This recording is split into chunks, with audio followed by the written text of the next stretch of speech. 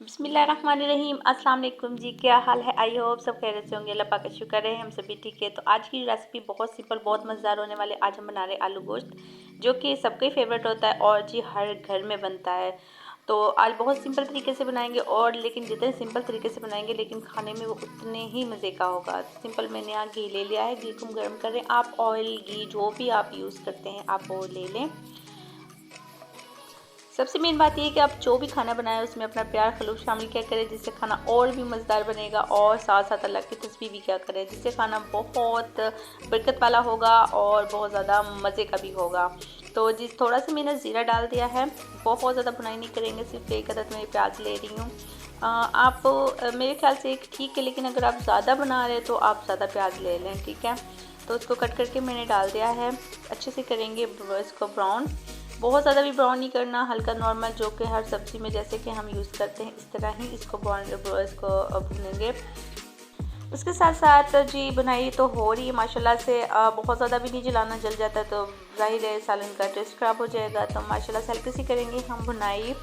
और इसके साथ साथ मेरी रेसिपी कहाँ कहाँ से देख रहे हैं मुझे कमेंट्स करके लाजमी बताइएगा, ताकि मैं थैंक यू कर सकूँ। उसके साथ मुझे ये भी बताइएगा कि आपको मेरा ब्लॉग ज़्यादा पसंद है या कुकिंग पसंद है। तो फिर ये होता है कि थोड़ा सा ना पता चल जाता है कि आपको मेरा क्या पसंद है, तो मैं उस हिसाब से आपके लिए वीडियो लेके आऊँ। तो साथ ही मैंने डाल दिया है चिकन में डाल दिया है नमक। जैसे कि आपको पता है नमक डालने से चिकन का जो पानी है वो सारा निकल आएगा और चिकन अच्छे से गल भी जाएगा। और जी साथ साथ इसमें जो खुशबू, जो स्मेल आती है वो भी नहीं आएगी, क्योंकि ज़ीरा भी डाल दिया। ज़ीरा भी जो हमारी स्मेल है ना उसको ख़त्म करने का काम करेगा। तो हमने इसको ढकना नहीं है, ऊपर से कवर नहीं देना, ऐसे ही बुनाई करनी है ताकि इसका जो पानी है मुकम्मल निकल जाए अच्छे से।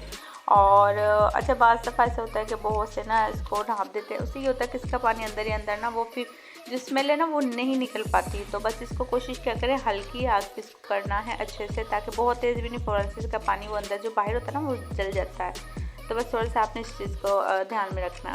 साथ मैंने ये हरी मिर्च और जी लहसुन अदरक का पेस्ट ले लिया है। शोरबा वाले बना रहे हैं तो इसलिए मैंने इसको मशीन में ग्राइंड किया है। आपको जैसे बेहतर लगे आप इसको कर लें, और अच्छे से करेंगे मिक्स करने के बाद भुनाई आपने बहुत अच्छी करनी है। भुनाई आपने बिल्कुल भी जल्दबाजी नहीं करनी।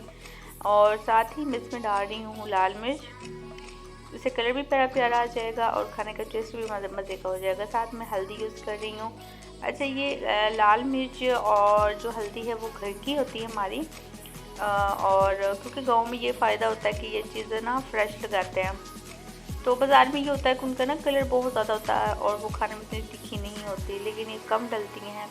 वैसे भी मैं कम मिर्च खाना पसंद करती हूँ, इसलिए मैं कम ही यूज़ करती हूँ। हरी मिर्च और काली मिर्च का मैं ज़्यादा इस्तेमाल करती हूँ, क्योंकि लाल मिर्च कोई भी हो वो नुकसानदेह है। तो साथ मैंने इसको अच्छे से मिक्स करने के बाद आलू ऐड कर दिया है। आलू को अच्छे से करेंगे मिक्स। आपने यहाँ तकरीबन 2 या 3 मिनट की बुनाई करनी है। तो तब तक सिर्फ हमने इतनी बुनाई करनी है कि सिर्फ हमने शोरबा के लिए इसमें हाफ गिलास से 1 गिलास पानी डालना, जितना आपको मुनासिब लगे।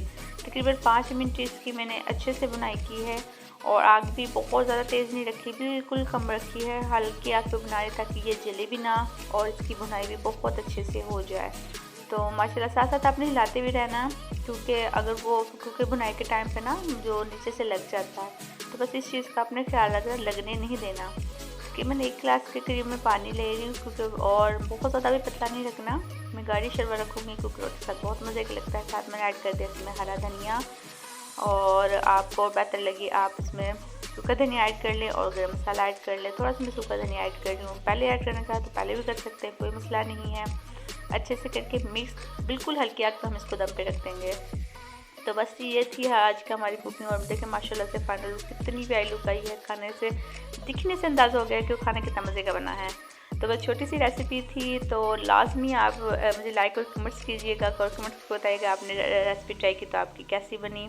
माशाल्लाह माशाल्लाह, तो छोटी छोटी सी टिप्स इन्हें फॉलो करके आप भी बहुत मज़े का खाना बना सकते हैं और अपनी फैमिली में बहुत ही अच्छा आप वो कर सकते हैं। खाना कोई भी हो, प्यार मोहब्बत और खलूस जिसमें शामिल हो, अल्लाह पाक का नाम लेके जो भी बरकत शामिल हो, वो वैसे ही बड़ा मज़े का बनता है। तो मिलते हैं अगली वीडियो में।